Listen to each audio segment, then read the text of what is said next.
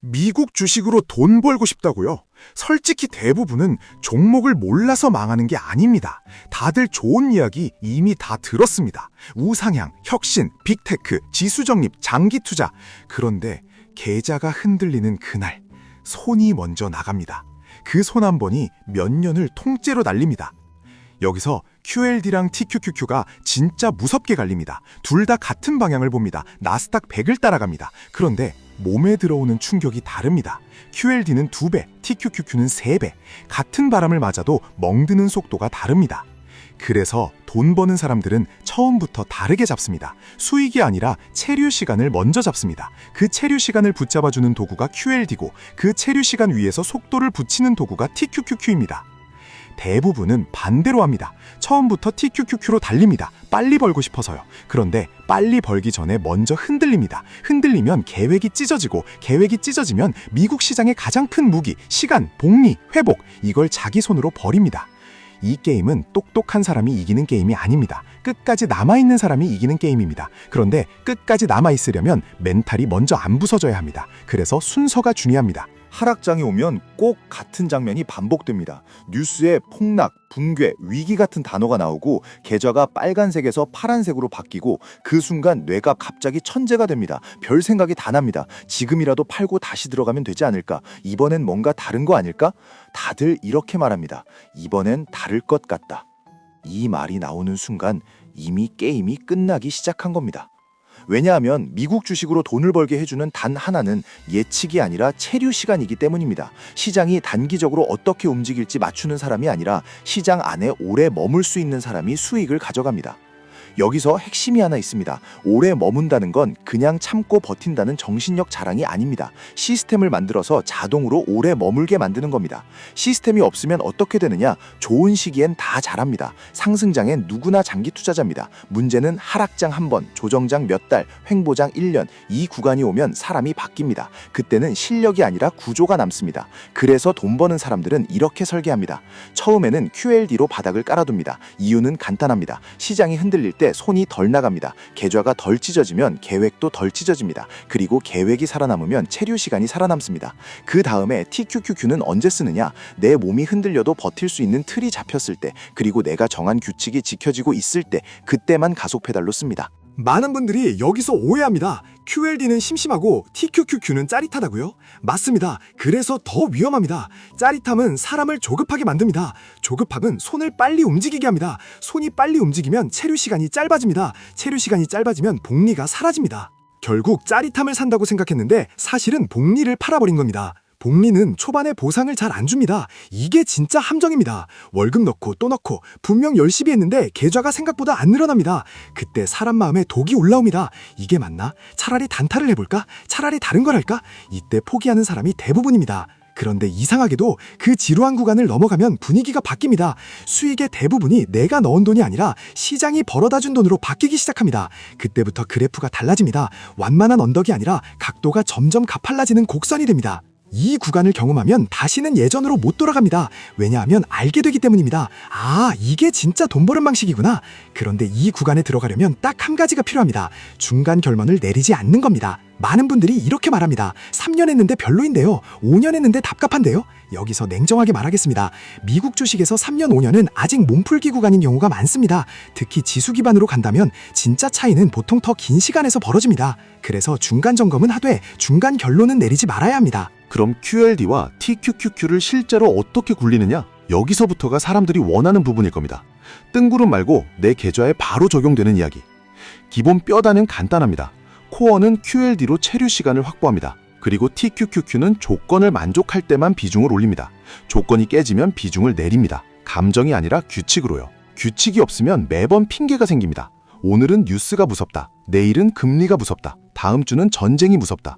또 어떤 날은 유튜브 수익 인증이 무섭다. 그래서 손이 나갑니다. 규칙이 있으면 핑계가 끼어들 자리가 줄어듭니다. 예를 들어 이런 흐름입니다. 처음 시작할 때는 QLD 중심으로 가서 시장에 오래 머무는 습관을 먼저 만듭니다. 그리고 매달 같은 날, 같은 금액, 같은 방식으로 들어갑니다. 이때 중요한 건 기분 좋은 날만 사는 게 아니라 기분 나쁜 날도 사는 겁니다.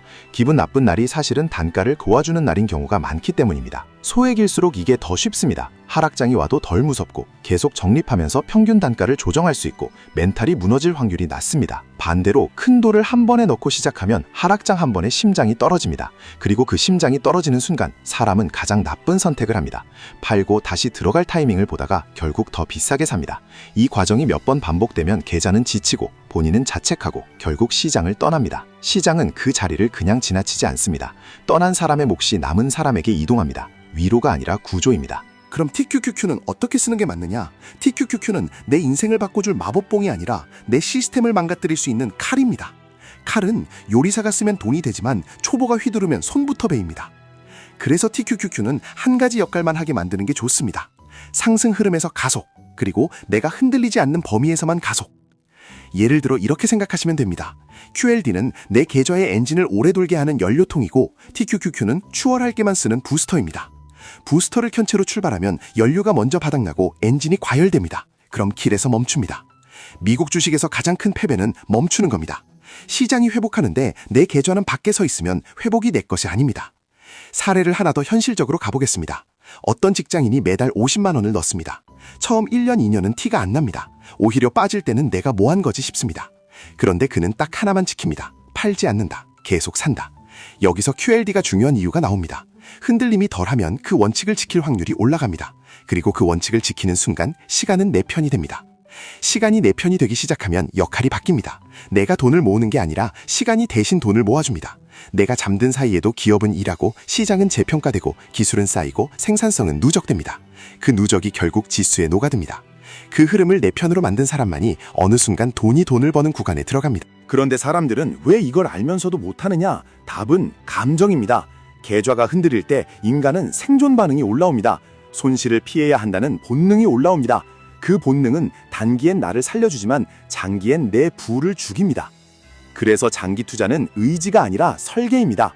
내가 흔들릴 걸 전제로 설계해야 합니다. 여기서 설계의 핵심이 다시 QLD와 TQQQ로 연결됩니다. QLD는 흔들림을 낮춰서 내 본능을 잠재웁니다. TQQQ는 욕망을 자극해서 내 본능을 깨웁니다. 그러니 순서를 반대로 하면 처음부터 본능이 폭주합니다. 폭주하면 사고가 납니다. 그래서 코어를 QLD로 두고 TQQQ는 규칙으로만 만지는 게 생각보다 훨씬 더 빠르게 돈을 벌게 해줍니다. 아이러니하게도요. 이쯤에서 꼭 나오는 말이 있습니다. 그러면 언제 비중을 늘리고 언제 줄이느냐? 여기서 사람들은 또 예측을 하려고 합니다. 내일 오를까? 이번 주 바닥일까? 그 질문 자체가 함정입니다. 예측으로 들어가면 결국 뉴스에 끌려갑니다. 대신 이렇게 바꾸시면 됩니다. 나는 가격을 맞추지 않는다. 나는 구간을 산다. 구간을 산다는 건 특정 가격 하나에 내 인생을 걸지 않는다는 뜻입니다. 내려오면 더 사고 올라가면 덜 사고 규칙대로 분산시키는 겁니다. QLD 쪽은 꾸준함이 핵심입니다. 정해진 리듬이 핵심입니다. 매달 같은 방식으로 들어가면 시장이 좋을 때도 사고 나쁠 때도 삽니다. 그게 평균을 만들고 평균은 체류 시간을 늘려줍니다. TQQQ 쪽은 조건이 핵심입니다.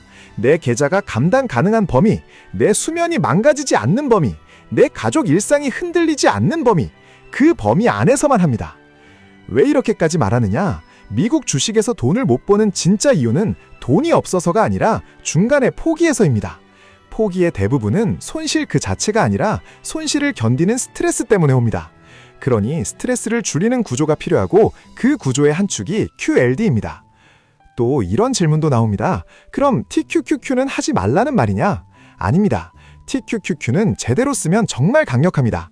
다만 제대로의 뜻이 바뀌어야 합니다. 제대로는 많이가 아니라 오래입니다. 그리고 오래는 무식하게 들고 가는 게 아니라 내 시스템이 무너지지 않게 들고 가는 겁니다.